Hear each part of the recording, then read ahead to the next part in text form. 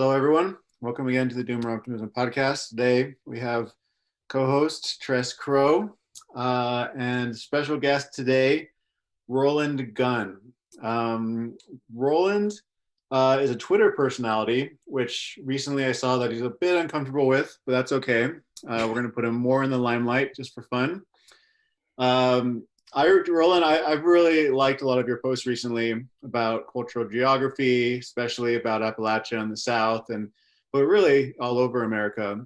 I just think you have a lot of interesting insights and interesting perspective. Do you want to start us off by just telling us about yourself, as well as like where you grew up and kind of what forms, what were formative experiences leading to kind of your being today?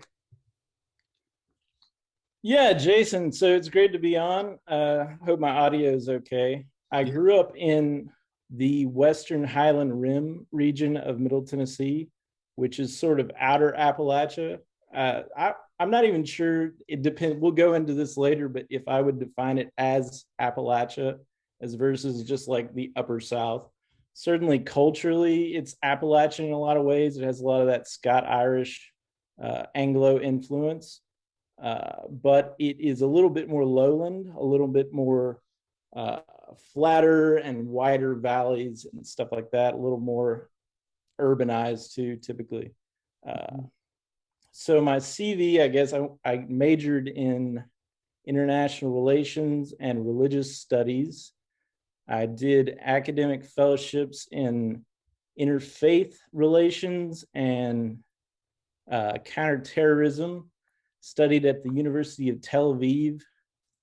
Then I graduated right after the 2008 financial crisis.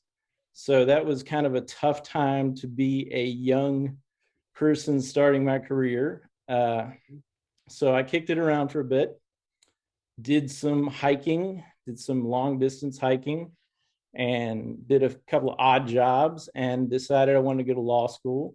And I did that. And now I am basically a weird hillbilly estate attorney who posts about accents on twitter.com. Nice. I remember you said at one point that you also wrote for like a preeminent Christian hipster magazine. Yeah. Okay. Yeah. Well, Jason, I know that you've been in some of the like religious like seeker like mystic spaces at different times, so I've been in kind of the Christian versions of that mostly, but I did end up writing for a hipster Christian blog maybe 10 years ago. It's now defunct, theologs.com, and yeah, that was an interesting experience. Definitely, I've followed a lot of trends in millennials, going back to 2008. It's been a crazy decade for my generation, definitely. Yeah, we're all pretty much millennials here, right? Tress, you're an exennial. Yeah. I'm 40, turning 42 this year. So okay. So you're kind of X. You're kind of X. Kind of X. I felt very Gen X growing up. Like I felt like that. Yeah, that fits. But in the last 5 or 6 years, I've been like, no, I'm not Gen X at all. I feel totally like this stranded old, what do they call them? Geriatric millennials. Right, like that sounds about right, actually. Yeah. So. Yeah. Yeah, no, we're a weird breed, as millennials.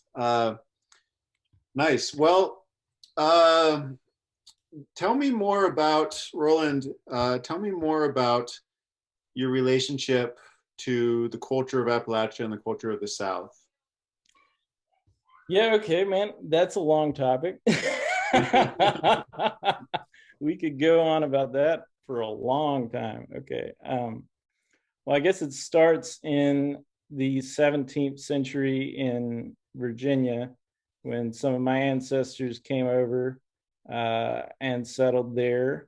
And then more of them came over in the 18th century, some through Pennsylvania, some through Charleston, and settled in what were sort of the border regions of the colonial settlements in North America at that time. What would now be called the Piedmont or closer to where you are, so sort of the edge of the Piedmont and what we call like Appalachia proper. And that went along what's called the Great Wagon Road that went from Philadelphia all the way down to Georgia, basically. And so during that period, a lot of what we call borderers or Scot-Irish people moved through the hill country of the Upper South, and that sort of began the Appalachian culture that we know today. And my ancestors were among them. Then right around 1800, a bunch of my ancestors who had served for North Carolina in the Revolutionary War as officers and soldiers were granted land in what was then the Western District of North Carolina.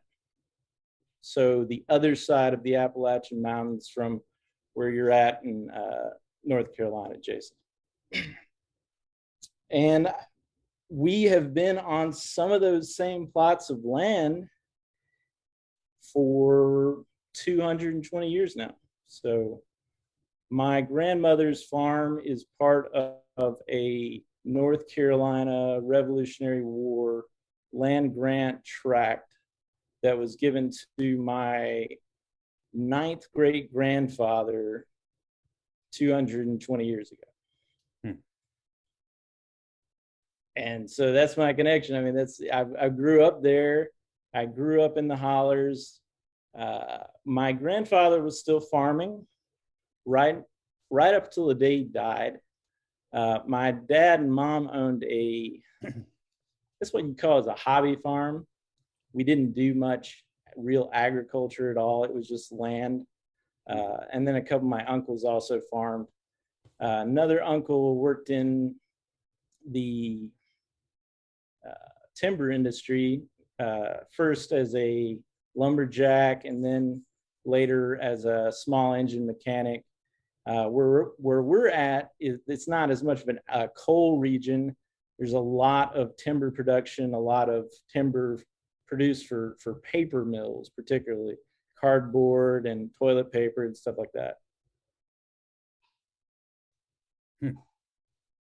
And your family, that was your grandfather, you said, or was it your great grandfather? Can you hold on 1 second, guys? I'm sorry.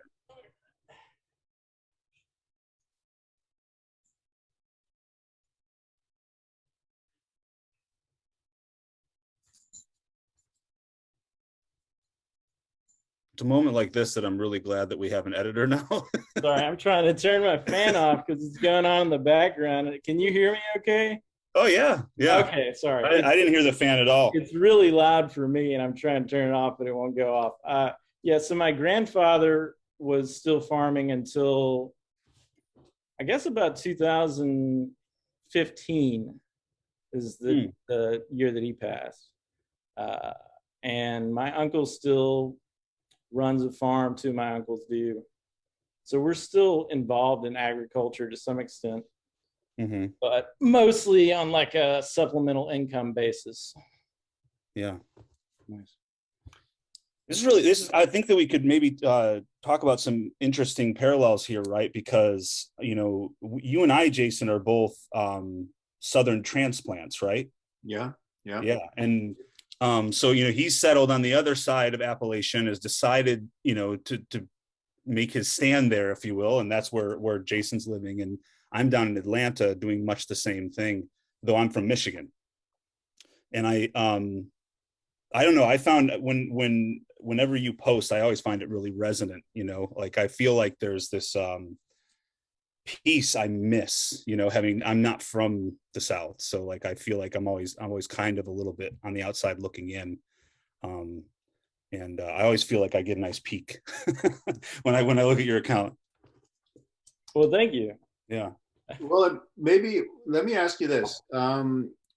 What do you think, what do you think people who aren't from the South or from Appalachia, what do they miss, right? Like what, what don't people understand about modern day Appalachia in the South? That's a really good question, Jason. And I think there's a lot that they miss. So I think that's a broad topic. Yeah, but anywhere you want. I think I would say, start out by saying that it's not, there's no, like, you don't want to caricature any place or any culture or any, you know, group of people, I think. So there's a lot of caricatures about Appalachia and other parts of the South. And there is some truth to those caricatures, which makes it uncomfortable to combat the caricatures because there is some truth to them. But beyond the negatives, there are a lot of really positive things about the South in terms of culture, history, the people, the food, the music. There's just a lot of stuff that is good that can be received and appreciated separate from some of the negative stuff. I mean, obviously, the elephant in the room when you talk about the South is going to be the racial history going back 400 years or more now, and that remains. It's hard to even talk about the South without going into the racial history. That's less true in Appalachia, but it's not that there's no racial history there. It's a little more different. You did have, obviously, a lot of Native Americans living there at one time. And the truth is they never actually totally went away. A lot of the Cherokee, well, not a lot, a few hundred Cherokee went up deep into the mountains in the Great Smokies and hid out the entire time. They were never removed. And then there's other groups of people in Appalachia, the Melungeon people, who are from the tri-state region of around Virginia, Kentucky, and Tennessee. Those folks are of a mixed African, Native, and European ancestry. And so there were people like that in the Appalachian region. But the Deep South is obviously the place where a lot of the racial politics come into view. But I still think that there's a ton to love about the Deep South. I think the Deep South is in some ways more underappreciated than Appalachia, which has kind of grown this mystique around it, this idea of this like independent, fierce frontier, beautiful mountains and all this stuff. But when I talk about the Delta, people are a little less interested. I don't know. You know what I'm saying? It's a little grittier. Not that there's not a lot of grit in Appalachia, but it's a little less picturesque, maybe. Mm-hmm. And the history, you know, maybe you could say the stain seems like it's a little deeper, though. I think one of the biggest kind of like lingering things about the mythology around the South was that you know, racism was a Southern problem or an exclusively Southern problem, and you know, it was all over the country. It's everywhere. It was, you know, legion, right? So you know, the South has this kind of perspective of having a deeper stain, but it was all part of the same system that was being upheld, and to a certain degree is upheld today, in, you know, deeper and deeper, more insidious ways. Yeah, I mean, definitely you can look at the history of places like Oregon, which I think was pretty like white exclusive for a long time. And California, I'm probably going to do a thread on this soon, but California had a lot of interesting history. Mm-hmm. The California population and a lot of the original natives. And so, yeah, racism is not exclusive to the Deep South or the South. Racial issues tend to pop up. Interethnic issues, I think, is even a broader way to look at it. And that goes even beyond like historical structures or however you want to frame it. whenever people are different people and they're coming into relationship with each other, sometimes there's conflict. And maybe that's something that you guys have experienced. Maybe it's not, but there is definitely some hostility. And I know Jason has talked about this before. Jason's gotten mad at some of the internet anons because they get really hard on the carpetbagger problem. But I just think it's a matter of people coming to find ways to live together and not necessarily become the exact same people, you know? Like you can retain a degree of cultural distinctiveness and still live in more or less harmony with people. Mm-hmm. And I think we have that to some extent in the South.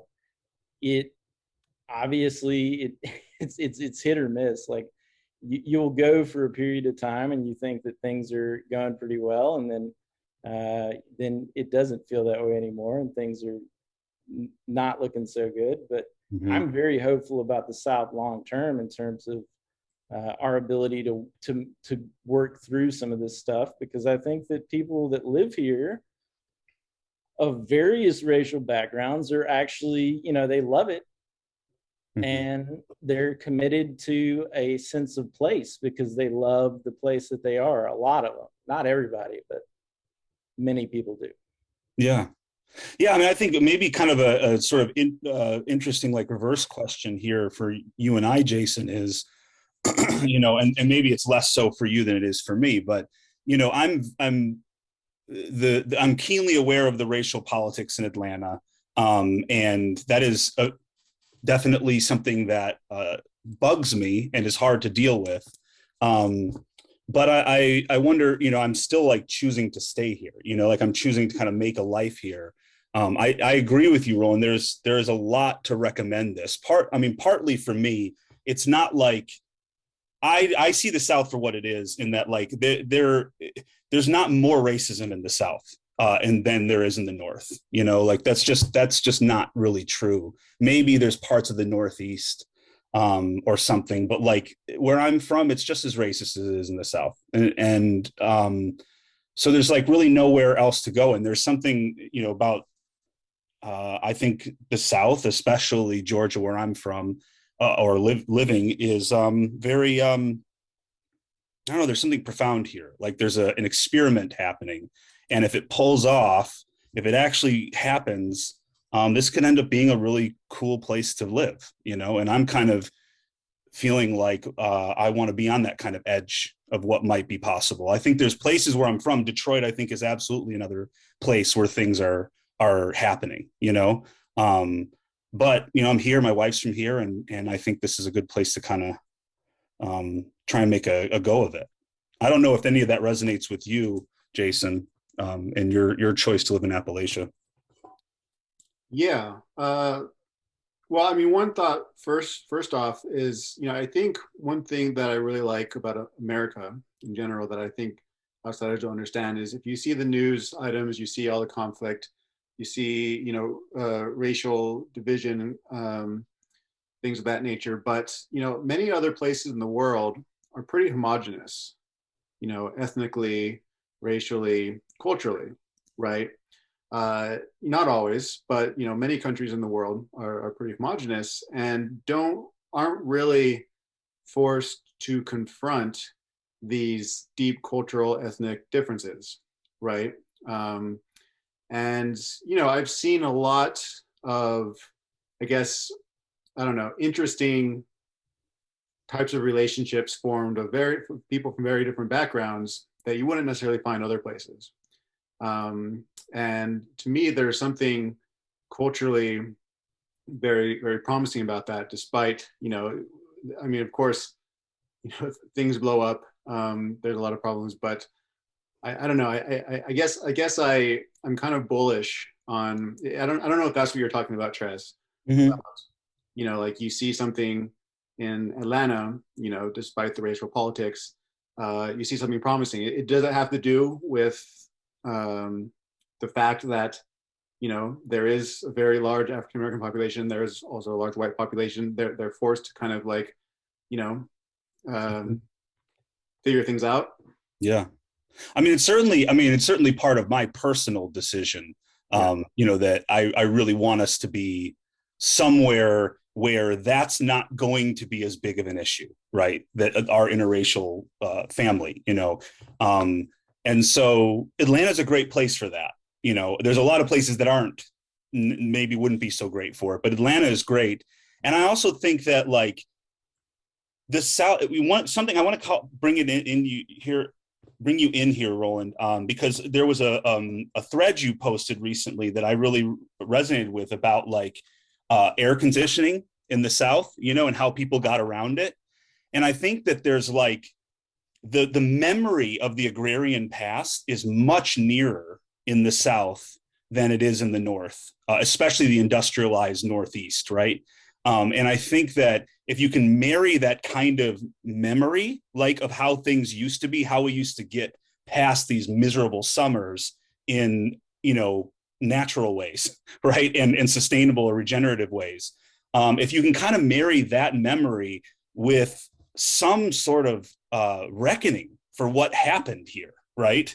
In the past, I really think that, I look at Atlanta as sort of high stakes, right? It's like, if it works, it's going to be like you won the jackpot. And if it doesn't work, I don't think it's going to be much worse than anywhere else, other than depending how climate change works out, right? If that's sudden or slow or whatever. But I feel pretty good about the place. I feel like there's a chance for something really magical to come out of this place. Atlanta in particular, but I think the Southeast has that potential all over the place. Yeah, so in terms of like history being close, for example, my great-grandmother until 1993 still lived in a little 3-bedroom cracker sharecropper cabin. Mm-hmm. And she had electricity. She did not have AC. She did not have indoor plumbing. She would get up every morning and get 2 5-gallon buckets and walk over to the spring house and fill those up. And one of those would be the cooking water or the drinking water and the cooking water. And the other one would be like the cleaning water. And she had one of those, it was like an indoor outhouse, and she had a compost, well, it's not a compost, just a toilet with a little bucket underneath it, and she'd take that out and dump it. So yeah, in terms of the closeness of history, it's really close. Yeah.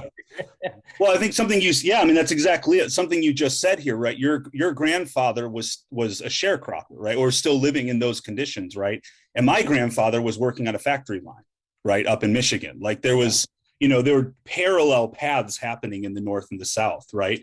And that sort of industrialization that happened in Michigan, really happened 70s and on, right? And it mostly skipped that.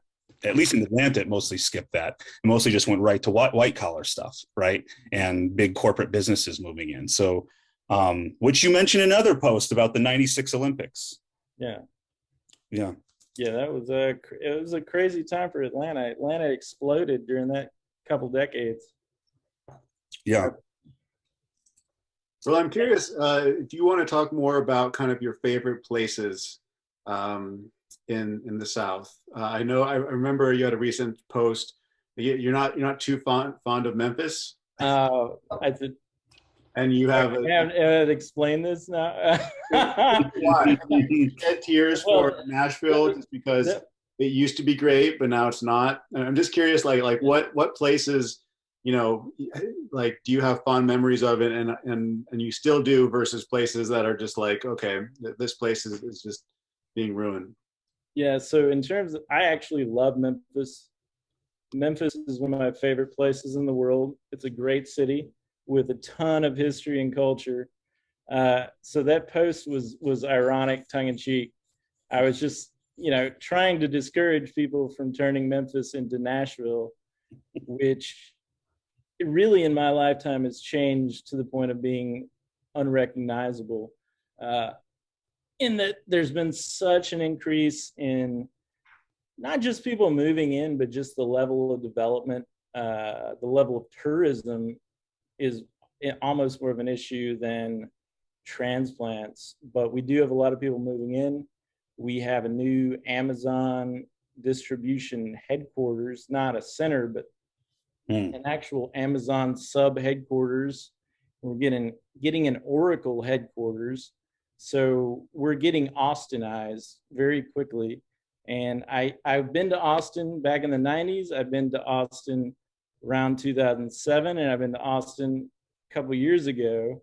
And Austin has changed radically during that time period. And so has Nashville. Just Atlanta's a bigger city than Austin or Nashville. And so there was more of, you couldn't change all of it enough. Yeah. But if you look at Nashville, I mean, we'll just use the term gentrification for simple purposes. I know it's controversial, but I would say that Nashville is probably bumping up on like 75% gentrified, maybe. It feels that way. Yeah. East Nashville, when I was growing up, was a working class, white and black area. So there were white people, blue collar white people, and black people further down towards downtown. And now it's pretty much all gentrified. There's a few housing projects left. North Nashville is probably 30 to 50% gentrified. Germantown is 100, I would say 99% gentrified. So yeah, whereas Memphis is still very much Memphis. Like, it's still very diverse. There's a hip, sort of a hippie hipster area in the midtown. There's more of a professional downtown. There's big black areas kind of south and north. And then there's more of a Hispanic and immigrant area to the northwest on Summer Avenue. And then more of a like white collar yuppie area in East Memphis. So in Memphis, you get more of a like flavor, a mixing, whereas Nashville is very yuppified now. Mm-hmm. What about more kind of off the beaten track? You know, you post a lot of like, you know, just pictures, interesting pictures of, you know, rural areas. Any special places that, I don't know, you might not want to mention them because you don't want them. Okay, let me give you, okay. I'll put it this way, Jason. There's so many cool places out there that there's no reason that any of them should be like overrun with people. People should just like go and love more places, like find more places to love. There's plenty of places. You don't need to be lined up at the, what's that little, the Horseshoe Bend in Arizona, you know, the famous blue bend in the Grand Canyon there, and they'll have like 2 hours worth of people up taking Instagram photos. Mm-hmm. It's like there's 100 awesome places in that area that you guys could just spread out more. So end of rant there. In terms of like actual places, one thing I think is underappreciated in the South is the mound builder sites. And that is kind of an odd thing to talk about, but the mound builder culture was a huge civilization that existed in the Mississippi Valley for over 1,000 years. And they left a number of massive, really cool structures all over the South and the Midwest. Cahokia up in Illinois is obviously the biggest, but here in West Tennessee, we have a place called Pinson Mounds, which is really cool. It has a couple of massive pyramid structures. And then we have another place called Old Stone Fort, which was probably some sort of temple complex from what we understand from the archaeology. That, if you look at a map of Old Stone Fort, it kind of looks like an oval, that there's rivers running on both sides of what is basically an enclosed prairie area. And inside that center would have been where the temple grounds and the town were. And then on the right and left of the town, there are big waterfalls. And so I don't want to get too feng shui and woo here, but it really has an awesome energy to the place. And if you go there on the right day, you just get this real mystic feel. So if you want to go meditate or do anything like that, it's a great place to go. Mm. Nice. Yeah, that's interesting. I went to the Etowah Mounds in North Georgia, and it was pretty cool. And it's a pretty degraded spot, I believe, comparatively speaking. But it's still, you can feel, I don't know if you guys feel this way, but when I'll go through walks to the woods and stuff, I'll feel like you can kind of feel spaces that just feel like something's happening there, like just the way the rocks and everything is like piled up. I mean, I get it. I think there's an architecture in nature that we resonate with. Definitely. Yeah. Yeah. So another thing that I think people underappreciate in terms of the Southeast is the swamps. People love mountains, and mountains are awesome and cool, and I love going to them, but swamps are a lot of fun too. And so I do post some swamp photos. I'm a swamp guy. I like going to Reelfoot. That's Tennessee's only natural lake. It was created by the New Madrid quake, I believe in 1808, but I'm probably wrong there. I don't know.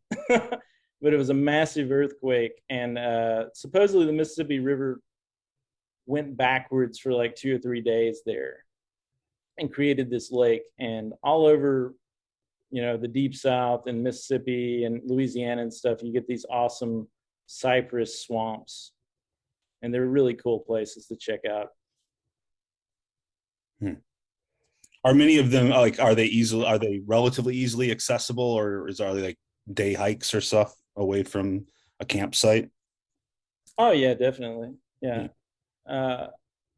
There's a lot of national forests and national wildlife refuges up and down the Mississippi River in the lowlands of the Delta in West Tennessee, down to Louisiana, the Carolina Low Country, that whole area. So typically you will have some short hikes, and then if you want to get deeper in, you're going to need to get a kayak or rent some sort of tour boat or something like that. But yeah, it's a great place to visit. Nice. I kind of want to shift gears a little bit. We can revisit some of this stuff, but I'm curious, like, what you think about the stuff we talk about, like on the Doomer Optimism podcast, and like the kind of themes, a lot of the people in the kind of, loosely affiliated with this meme, we kind of see, at least civilization as we know it, kind of crumbling, and, for various reasons. And we're keenly aware, that things are changing, and we need to figure out, how to make a transition. I'm curious, like what you think about this kind of type of conversation. Do you see the world in a similar way? Like, do you, I'm just curious, like how you see kind of the trajectory of, say, let's just say American society in the next couple of decades. I don't know if you have any strong thoughts. Yeah. So, like I said, I graduated college right after the 2008 meltdown. And so I got really into what was then the peak oil movement, and read everything written by James Howard Kunstler, including his whole World Made by Hand series, The Long Emergency, all that stuff. I later got into Greer. I haven't read everything Greer has written. Definitely haven't read any of the like Druid stuff, I've read a lot of his other stuff. And also around that time, I may have made the mistake of downloading like Uncle Ted's book on a like public, computer. So I'm probably on a watch list for that. Yeah. But I've been aware of this stuff for a long time. Mm-hmm. And then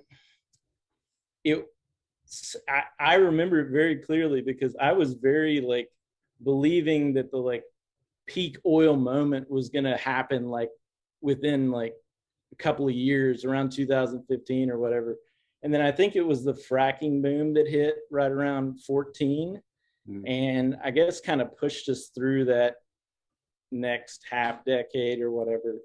And so I think looking around now, though, with all the current issues in terms of supply and fuel and everything else that we're looking at this summer, I'm definitely back in a doomer mood. Yeah. I try to be a doomer optimist. Uh-huh. I try to be optimistic about it and upbeat and keep everybody happy, but I definitely feel like, I mean, I don't know how you get past the math on the finite amount of not just fossil fuels, but specifically oil. I mean, you guys had Greer on a few weeks ago, and he did a good breakdown of the like no more magic idea. And, you know, these technologies are great, but they're not necessarily going to bring us out of oil dependence. And if you want to talk about the South, and like one thing that defines like the Southeast lifestyle more than maybe any other region in the country or the world, although the Midwest is definitely close, it is automobiles. It is trucks and cars. And imagining a future for the Southeast without automobiles is very hard to do in this current moment. So that worries me a bit. The thing with me, Roland, is I spend all the time dreaming about what that world might look like. I mean, I think you know, my trepidation always with it is just like, I really, my North Star in a way is like, I do not want this to be horrible for everybody, right? Like, I don't think that we have to go that route. And so I want to devote myself to like trying to avoid that, you know, as gentle a decline as possible. And so that's part of the high risk, high reward way I describe Atlanta, is that like Atlanta is a city in its modern incarnation is entirely built and dependent and reliant on the automobile, you know, and fossil fuel infrastructure. And we're committed to it for like the next 6 years, right? I mean, like we're openly committed. We're building, you know, more highway lanes that are half built and have to be completed, right? But I think that like there's so much space. There's so much space to infill. There's so much that can be done if you just, once you get the cars off the road, once you start to rethink that space. I mean, the intersection out just outside my neighborhood, like, is the size of like practically from end to end is like the size of like the Notre Dame in the courtyard in front of it, right? And this is a little an intersection in just a random part of Atlanta, right? Like, what could we do with that space if we're no longer thinking about automotive infrastructure? And I personally, I think that has the best chance of being the thing that becomes a horror that becomes like almost a saving grace. It's just all that space and that agricultural memory, you know. I think you combine those things, and I think there might be a lot of hope down here, you know, and that's a big part of why I feel so strongly about Atlanta in particular, but most of the Southeast. Roland, you had a post not too long ago talking about, you were saying, well, you know, I feel like I'm in an okay position, you know, I have like, you know, my family has some land and a place and supplies. And you were saying, but I worry about like my friends in the cities, like be careful. And I'm curious, how do you see, so, I mean, we had Empty America, that account, that guy on, you know, and he kind of has a counterintuitive take from the Doomer Optimism kind of standard line. You know, he thinks that, you know, whereas a lot of Doomer optimists say, hey, you know, we're going to become more rural, become more agrarian. You know, he tends to think that actually, no, people are going to crowd in the cities, right? Because that's where the infrastructure is, and all of the remaining fuels will be used basically for agriculture, right? And getting, you know, goods, you know, around the country.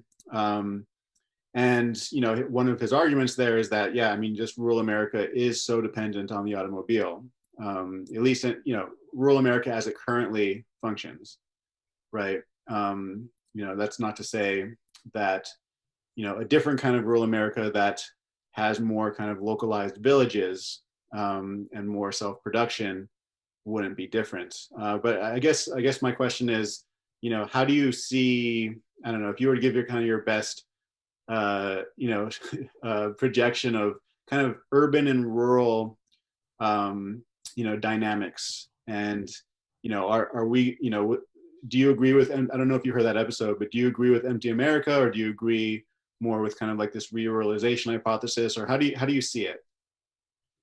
Yeah, so like the post I made, if you think about like collapse, I really hate even using the word collapse, it's become such a meme word, but if you think of it as sort of like successive stages, where you're just kind of dropping down, and sometimes when you hit that first drop, those drops can be a little rough, is how I would describe it.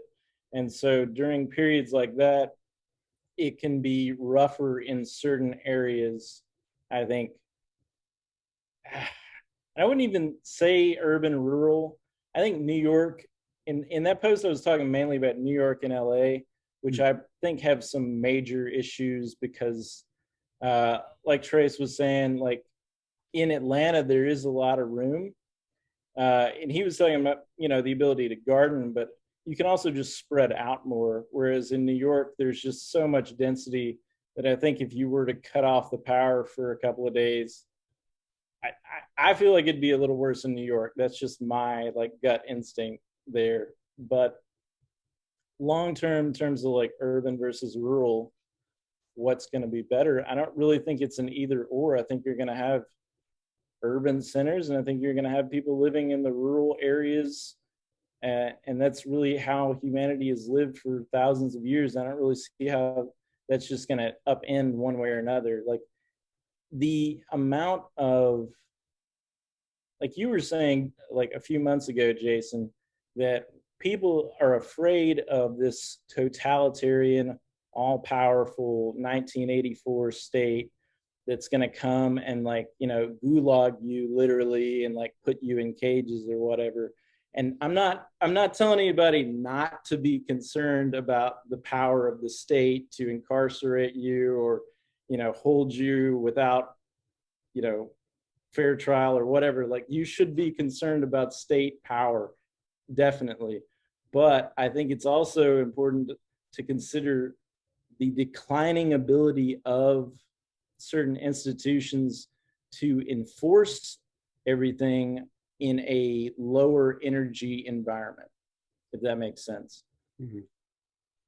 Yeah, no, I mean, it makes total sense. I mean, yeah, like the cities, I mean, you mentioned that with New York City, right? At least Manhattan, right? There's almost no natural anything on Manhattan, right? And so they're entirely dependent on goods coming into the island. So a quick catastrophe of sorts could be very damaging to that type of infrastructure. I personally think that we're going to be I think it's going to be, it's GMG, right? It was like that kind of stair step down of catastrophes. I think that feels very much, and it actually kind of tracks a little bit with some of the peak oil stuff, that like this, you have that plateau period at the top where things just go up, down, up, down, up, down, up, down. And it definitely has felt like that. I don't know about you guys. For the last 10 years, it's definitely felt very much like we just can't catch a break. It's just like one thing after another every year. So it suggests to me that like, things might not be cascading like in a year, everything's screwed up. We are still in like the center of the universe, basically, right? In the United States, imperial core. We are the imperial core, but it's getting very, I mean, the rod is here. It's here now, right? Which is why we need to be acting to try and save all of this. You mentioned, Roland, declining state capacity. Do you see part of that as kind of a balkanization of the United States? Like, do you see basically new territories, or territories being claimed as kind of sovereign nations, or sovereign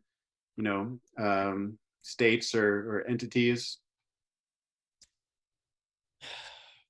I feel like this is kind of a meme, Jason. I'm not I'm not trying to disappoint anybody here, man. I'm really not. I know that all the little right-wing Twitter guys are going to be mad at me for saying this, but I don't know that you're going to see your free Dixie or your free Desiree or your free Cascadia or whatever you want to call it, New Africa down in Mississippi or something. Like, I don't really want that. I don't want balkanization. I'll tell you why, because if you look at all the historical models of balkanization, not all of them, I guess the Soviet Union to some extent broke up peacefully, but the Balkans, Yugoslavia certainly didn't. So balkanization, to me, is a scary word in a lot of ways, because it makes me think about Bosnia and Sarajevo, and I really don't want that.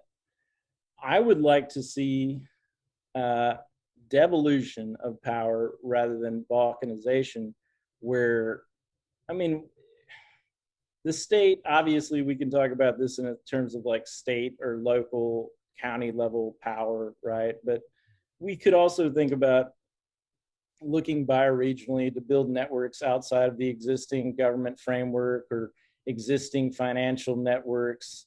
Like, people need to think a little more outside the box. I know that's a little hippie, it's a little woo, but I think it would be good if people thought a little bit outside the box of electoral politics, because frankly, like, has it gotten us anywhere good lately? I certainly don't feel so, but I had a conversation just the other day, and a friend had said that he thought that, like, the state level of government in the United States was the most dangerous level, because it actually, those borders make no sense, right? They're not bioregional. They're like, they were drawn, hundreds of years ago for completely different reasons, where, like, the federal government can, it's clearly, I mean, to me, the federal government is clearly rotting. Like, it just is not as effective as it once was, or projected it once was.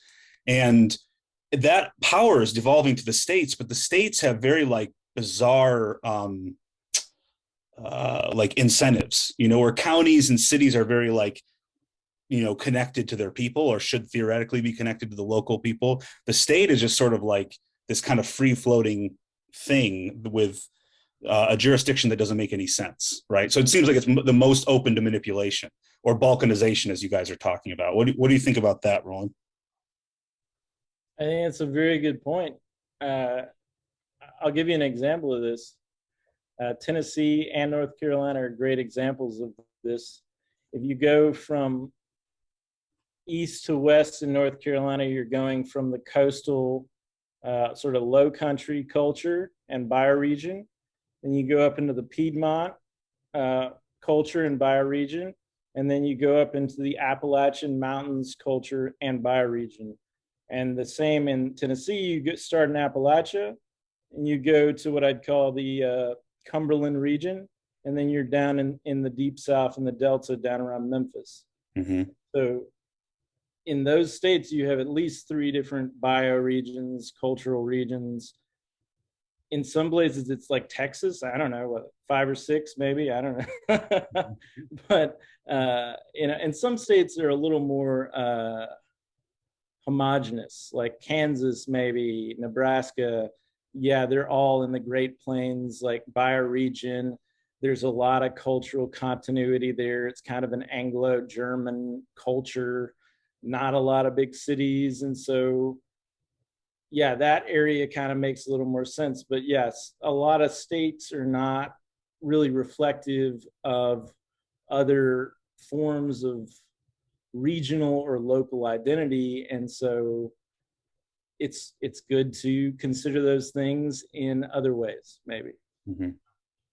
I mean, you're speaking my language. You said, you don't want to sound woo or whatever, but, I mean, you mentioned, mentioning bioregional is like catnip for me.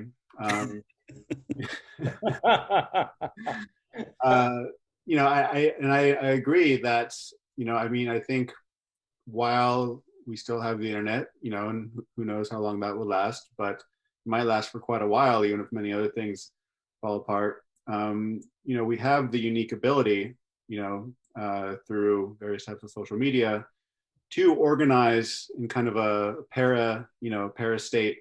I don't know if that's the correct terminology, but to organize outside of kind of status logic, right? You know, we could organize, you know, for me, I think about Southern Appalachia as kind of making, just kind of making sense in a bioregional sense for me, even though it doesn't, you know, quite fit. If you define them by like basins, watersheds, it doesn't quite make sense, but it's kind of a regional identity. It does. And so I'm thinking like, well, I want to, you know, my priority is like making connections, you know, around Southern Appalachia, and, you know, particularly connections like functional relationships where, you know, we can start trading with each other, right? Helping each other out with more kind of own production type of activities. And to me, that seems, when I think about, you know, what's happening, you know, at national level, or, you know, kind of current political politics, I just get depressed. But when I think about that and the agency that I feel like it gives me, then I get excited, right? And it makes me want to get up in the morning. And yeah, I wonder, yeah, what do you think about that? I mean, I'm hopeful. Yeah. I try to be hopeful about it. Maybe that's wrong. Maybe it's wrong to hope for the decline of state power, but Yeah, yeah, what you wish for. Absolutely. I definitely have that. I wouldn't call myself. What was it? Younger said. He said an anarchist is somebody who gets killed, and an anarchist is somebody who just lives it. But I'm definitely in more of like that mood at the moment. And that maybe that's like a bad term, because it definitely has lots of unsavory connotations that I don't really want, you know, in terms of people that use it. But I would like to see what you're talking about happen a lot more. And the way that I'm not anarchical in that is that I think people should really look to their county governments, their municipal governments. On that level, that's a really good level that we have in this country. That is really typically, now if you're like in Fulton County, Atlanta, yeah, that's a bigger amount of people, but it's still not like a state. It's still not that big. But if you're in one of these smaller rural counties up in like Western North Carolina, you've only got maybe 30, 40,000 people, maybe less. We have counties in Tennessee that have fewer than 10,000 people. So that is a pretty small and pretty influenceable political unit that you can get in there and really use to the purposes of establishing self-sufficiency, if that is your goal. If that makes sense. Yeah, no, I couldn't agree more. I've posted before that, you know, when you think about states and how they don't really make sense culturally, bioregionally, et cetera. But if you think about counties and, for example, like regional county compacts, things like that, that makes a lot of sense to me, right? You know, yeah, I mean, I don't think wishing away the state is like that can go very wrong, but at least at a county or inter-county compact kind of level, right? That's still a functional political entity that, you know, kind of works. You know, perhaps it works better than, you know, in some places than state or national governance, and it is, like you said, it is influenceable, right? Like I feel like I could have agency in my county for, you know, even running for political office or something of that nature, you know, down the road, right? It seems like close enough, both to the boundaries, you know, of cultures, as well as, you know, actual where people actually, you know, can know each other and know their politicians. Definitely, yeah, yeah. I'm kind of curious what y'all think about what, how, do you have like a pet theory in your head of how devolution could happen, like peacefully? Because I think, part of the mimetic issues with our country, right, is that we have a million ways of imagining all the horrible ways it could end. We have very few like people thinking through like, well, how could this maybe not turn out so bad? If this like thing that has to happen, it doesn't necessarily have to happen the worst case scenario, right? So what are some positive ways you guys think it might be able to happen? I mean, the first thing that comes to mind for me, I don't know if you guys have read Retrotopia by Greer. It's not positive for the whole United States. That vision. It's like it's called Lakelandia. It's the Upper Great Lakes region, but basically it describes a region that decides basically that there are diminishing returns to economic growth and technology, and they decide that they're going to move towards basically one aspect of the society that he describes is there's like 5 different levels, right? And basically it depends on how much taxes you want to pay, but like the highest level of kind of like infrastructure and state capacity is like 1950s era, like streetcars, right? And there's like paved roads and things, but then you can choose to go into one of these other levels where basically it goes from like 1950s, 1920s, 1890s, 1870s, something like that. And basically it's just a kind of collective decision that they're not going to continue to pursue a growth agenda and a kind of continual technological growth. And it's kind of like a almost Pollyannish the way he describes it. It's like the guy comes, he's very skeptical. He's from like the East Coast, and it's kind of like a hellscape, but they have like internet, and there's an elite that still lives pretty well. And he's really skeptical, and he goes in to this region, and basically the whole book is like him just like opening it, getting his eyes opened of like, this shouldn't work according to my economic theories and according to what I've been told, but the society actually functions very well. And so and people like the politicians there being very happy to describe like, well, this is why you're wrong, and this is why, so it's like an intentional degrowth society, I guess you can say. Yeah, I mean, encourage people to read it. I think it's a really interesting thought experiment. I don't know if it's possible or but I found that. What's the mechanism for the degrowth? Like, you know what I mean? Like what I guess for me personally, I'm just so fascinated by like what are the potential like cross points, right? Like where we how does it work in the book? I haven't read it, but does he explain how this world came about? Yeah, I mean, I don't remember the historical contingencies. He does get into it of there's some kind of economic crisis, I think, but it is a political decision ultimately, right? Where the politicians basically, decide, that we're going to invest in kind of a we're basically going to invest in infrastructure that is much low kind of energy material throughput, and we're going to invest in kind of high labor activity, like aiming for extremely high employment, like more labor intensive activities, but in a respectable way, like dignified kind of, so there's a lot of like blue collar kind of work in this kind of society, right?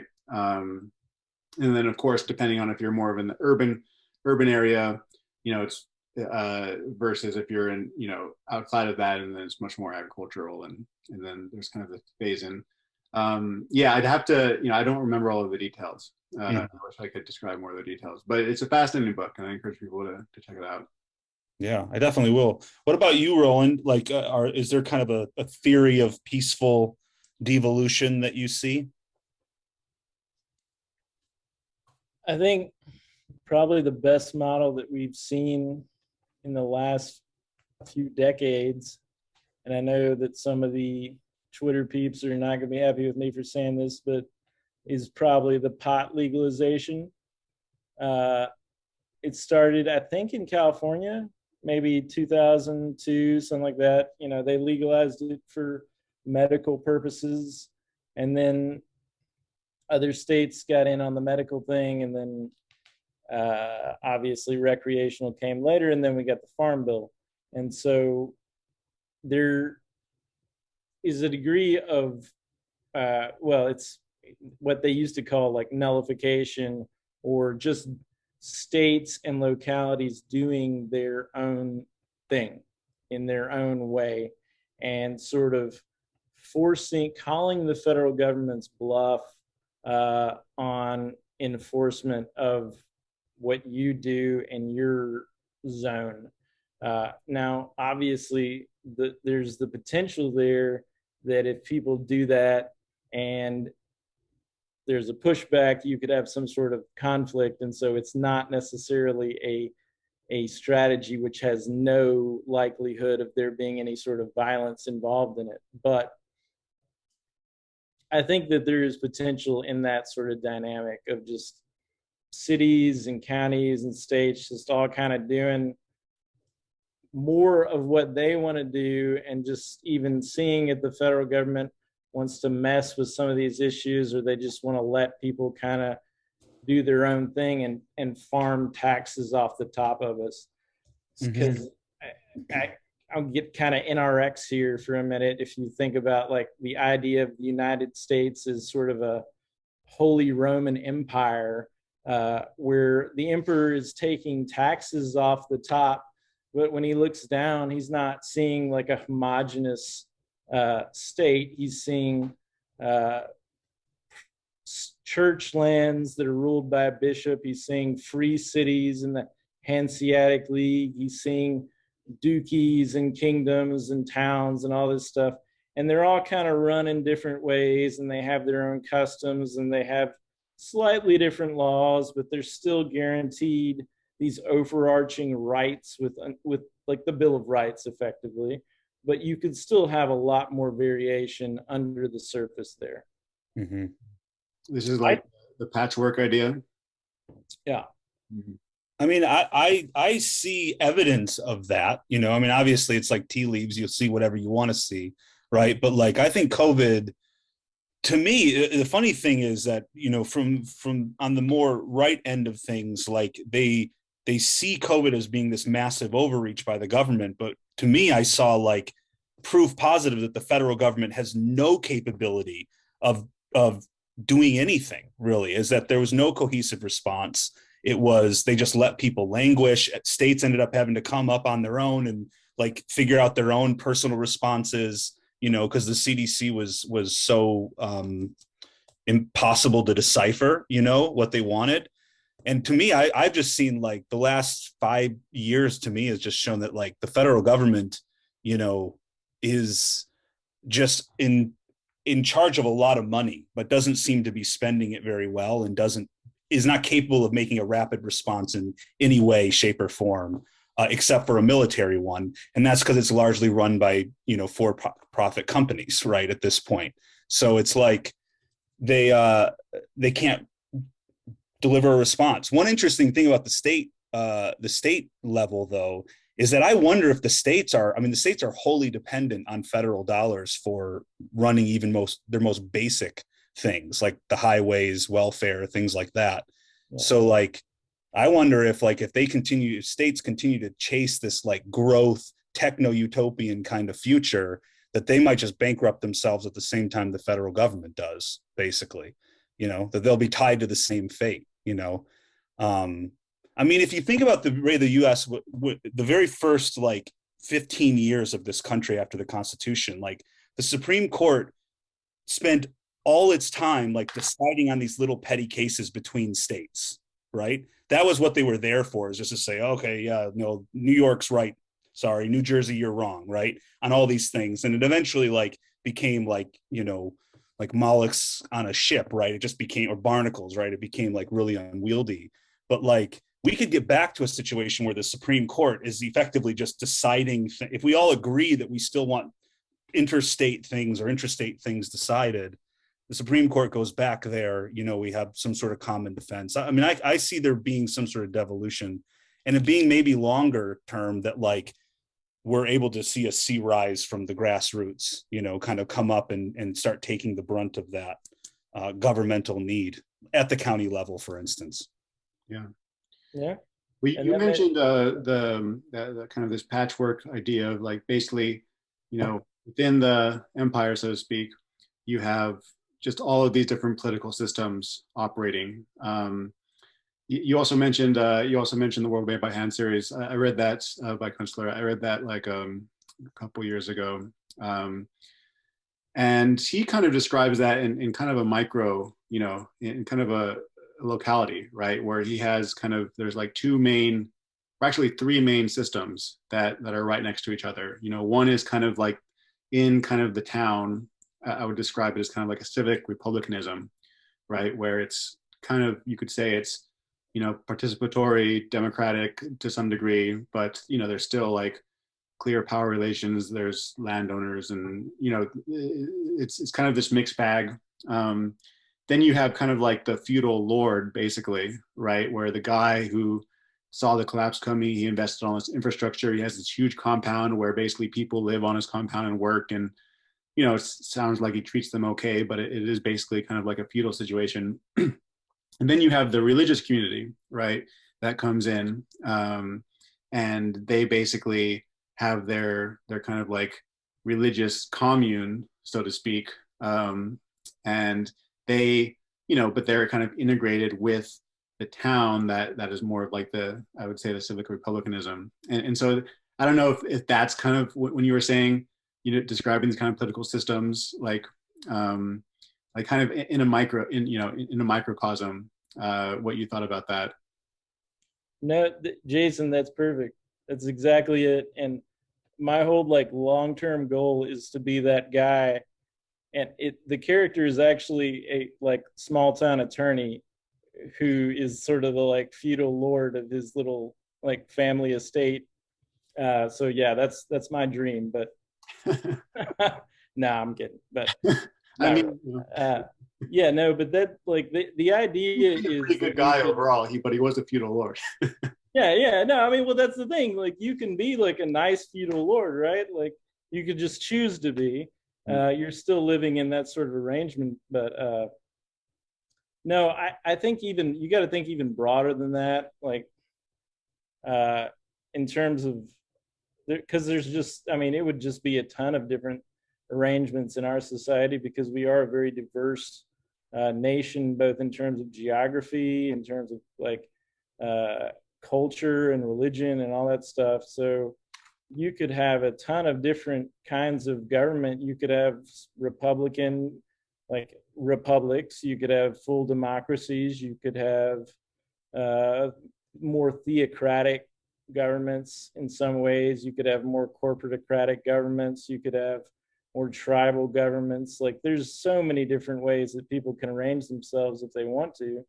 But I mean, now we're getting really pie in the sky here. But, but yeah, I mean, there's wildly pontificate in the Twitter broadcast broadcasting this episode. So feel free. Yeah. No, I mean, yeah, I lost my track of thought there. Let me ask you about this. You mentioned NRX. One thing that comes in that discussion, at least what I've noticed, is this exit versus voice, kind of distinction that they make, right? So voice is kind of like what we think of democracy, of having a voice in kind of like a civic process, whereas exit is the right basically to leave a system, if it doesn't work for you, if you're being oppressed in some way, right? And it seemed for a while, at least in parts of like the dissident right, like the cool kids were like, voice doesn't matter, it's all about exit, right? I don't agree with that. I do think voice matters, but exit also does matter as well. I'm curious how you see those. Are you familiar with that kind of distinction? And yeah, you have thoughts about it? Well, and I think that's the great thing about the Holy Roman Empire America idea, is that that allows for exit within the borders of the empire. Right. So if you grow up in like a Baptist theocratic county in South Alabama or something, and it's a little too oppressive for you, well, I mean, you could just take a train up to the communist hippie commune up in Nashville or whatever, and free Lovistan up in the mountains and hang out there. So that it's not a perfect solution for the multitudinous problems of our society, but allowing for a degree of exit which maintains a degree of stability instead of a degree of exit which creates a high degree of volatility, I think is beneficial. Yeah. Voice, I think, is important. And I think, but at the same time, I mean, a lot of people today seem to have a genuine desire to live in communities in which, I guess I'm kind of unique on the right, in that, like, I don't really think that the idea of being like, of having speech codes or norms is like an entirely bad idea, you know? Like, I don't particularly want to live in a society where people just say whatever they want to say all the time, even if it offends other people deeply. That's another thing about the South you may have noticed, is that we really try not to offend people without some like real reasoning for doing so. Like, we don't go out of our way to just like insult people. Whereas on the internet, you do see a lot of that. Mm-hmm. So I think different communities maybe should have the option to have a little bit more control over their local communications. But again, we're kind of pie in the sky. So yeah.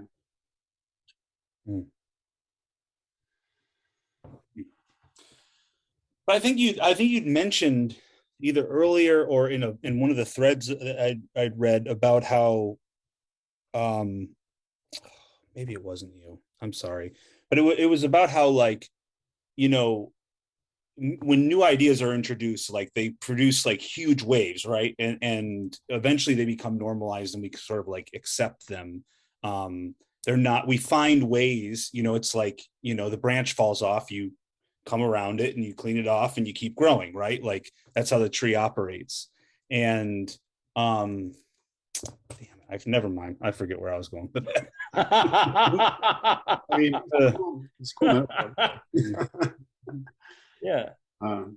Well, Roland, you know, we have probably about, 15, 20 more minutes. What do you want to talk about? What haven't we talked about that you'd like to talk about? What questions would you ask yourself?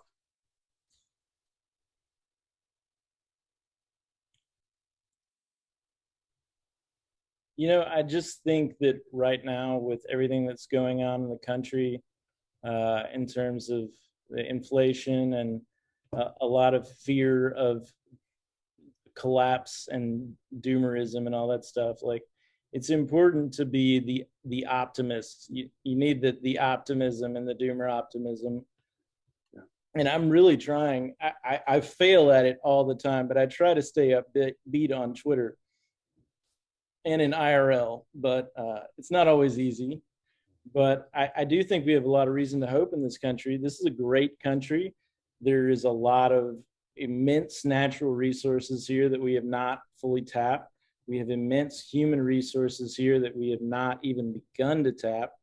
Like, people keep talking about this like fake job thing. You see this fake job meme on the internet all the time. Well, to some extent it's true. There is a lot of untapped human capital in this country, but I don't think that's necessarily a bad thing. Like, there's a lot of potential out there. So you gotta reframe the problem in a way in which you can see some of the upsides.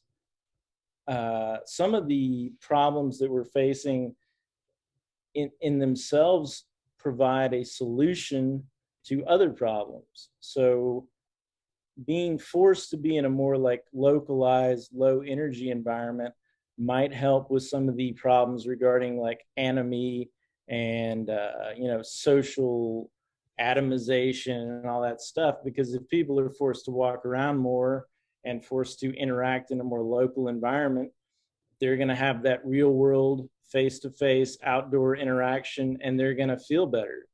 Like, how much of our psychological maladies in this country are driven by the fact that everybody sits inside all day in an air-conditioned box and stares at a screen and, is not interacting with the real natural world or other people.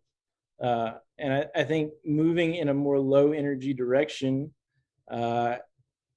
will be a huge boom for like the humanity of our culture, for people's like ability to reconnect with each other, and maybe to get back into producing art and music to a degree that's kind of, I feel has kind of slipped a bit in recent years.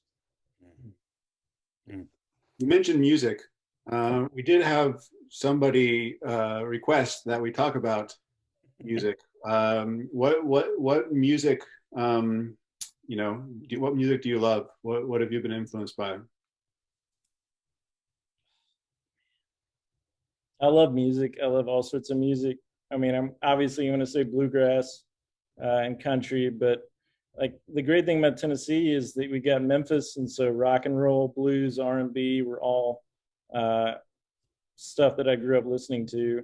And I also grew up going down to Florence, Muscle Shoals, Alabama. I really love the Muscle Shoals sound. If you've never seen the Muscle Shoals documentary, it's free on YouTube. It's really awesome. It's about the famed music studio and the Muscle Shoals music scene in the 60s and 70s and 80s. And Muscle Shoals is a tiny little town, really. But they produced a ton of great music with the Rolling Stones and Aretha Franklin and just you name it, Paul Simon. Everybody's been down there and recorded. So I really love that era of music. Probably my favorite band of all time is CCR. It's a little bit like stereotypical, but at least I didn't say Skinner, right? I love CCR. Yeah, CCR is good. Are there any do you listen to any new music? You said you think it's kind of fallen off. Do you think there's any good kind of really vibrant musical scenes or groups that you'd recommend? I mean, from my perspective, a lot of the best stuff that's coming out is coming out in the Americana space. Mm-hmm. And that's kind of a new labeling. Labels to me are bullshit. Like I'm sorry, I'm not. No. Okay. Labels are bullshit. Like the history of labels is actually has a lot to do with like segregating based on race and like culture and stuff. And so if you look back at the history of like R&B and rock and roll, at one time that was all one genre of music, and the record labels and radio stations divided it up into R&B and rock and roll, partly as a way to, sell rock and roll to white audiences. So I'm not a big fan of labels, but Americana is kind of my genre right now. I really love Tyler Childers. Everybody talks about the guy all the time, but like huge fan of Sturgill. Like a lot of those like bluegrass Americana guys. Yeah. I'm also a huge reggaeton fan. I don't really like know a lot of artists, but I'll just like put on reggaeton sometimes. My dad loves reggaeton too. He's living in Colombia right now. He loves reggaeton. Yeah, so nice. Yeah. So you take a lot of pictures, and I really resonated with that because I do drives through like small towns and just snap pictures of random buildings that look interesting to me. And I kind of saw a similar quality in a lot of your photography. Do you like travel around a lot, or is that like all within, a very, do you tend to snap within your general area, or like do you travel all over Tennessee, all over the South? So I do travel for work a bit, and I do travel for pleasure a bit, and I do go to visit my family because I don't live in my hometown, so I travel a lot. Like, it's something I was thinking about today in terms of like this, and I was like, I'm a terrible example because I travel way too much. I'm not properly rooted in a place, partly just because I love traveling. And if anything that worries me a bit about the like lower energy future, it's not being able to travel as much. But I think there's benefits to that too, like rooting yourself. Mm-hmm. Right. Well, travel did occur before the automobile. It was just harder. You had to go slower. And perhaps you were able to see more as well. You're not constantly driving on the freeway. Mm-hmm. So maybe. Yeah, and also, like, I mean, humans have lived very full lives for hundreds of thousands of years, like, or 100,000 years, and only recently got the steam engine. I think we can travel, we can get that wanderlust, and also I think there's an aspect of like, just getting used to something, right? Like, we're used to this big world, but if you're in a smaller world, like, you start to notice the small differences in areas. You can start to have a different threshold for what constitutes variety. I certainly, I don't know about you guys, but I've definitely felt it during COVID, is that, like, I fell in love with my little 1 acre plot during COVID because I just spent so much damn time walking every inch of it and just exploring it. And suddenly I realized there's all this variety. There's all this stuff going on here that I just ignored because I was always thinking bigger and further away. So I suspect that, in a couple of generations, I don't know if people will really miss it as much, or even really notice. Some people will. There's always been people with wanderlust, right? Even like I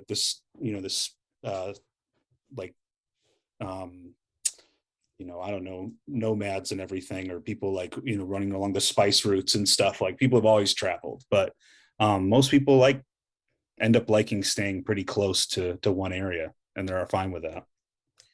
Yeah, but I think there's a role for you in the low energy future role and with your travel list. I mean, there's always been, like Chris was just saying, there's always been a role for the kind of the traveler, selling trinkets and stories, trading stories, and kind of giving people news from the outside and exchanging, this kind of cultural exchange. There's always been a role for that. So maybe that'll be your role, is you'll be documenting all these things and sharing them with very curious, eager people who don't really go anywhere very much.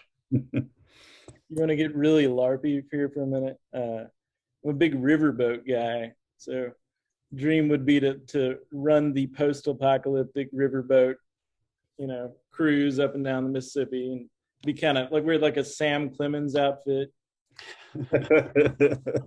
Awesome. Nice.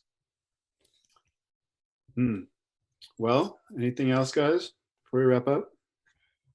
No, I don't have anything. Yeah, we covered. Yeah. Well, cool, man. This has been fun, Roland. Yeah, I really enjoyed this. It probably won't come out for a few weeks. So you seem like you can be a patient guy. I hope you are. What? Great. Cool. Yeah, patient. Yeah, definitely. You have anything? I don't think you do. Do you have anything like to shill, or do you want? No, I don't have about legal services? Do you want to? Isn't that great though? Want to show your legal services? No, definitely not. All right. Well, your Twitter account has been growing pretty quickly, so you might decide soon that you want to monetize this newfound thing. I'm not gonna do it, man. I'm not gonna do it. Never gonna happen. Good for you. Well, if you ever want to, we have this kind of thing where, if you've been interviewed on the podcast, you're qualified to be a host. So if there's ever anyone you want to talk to that you find is really interesting, it'll be interesting to the Doomer Optimism audience. You're always welcome to host or co-host or whatever. So just throwing that out there. That'd be awesome. Yeah, definitely. Cool. All right, guys. Well, All right. fun. Thanks, Take care. guys.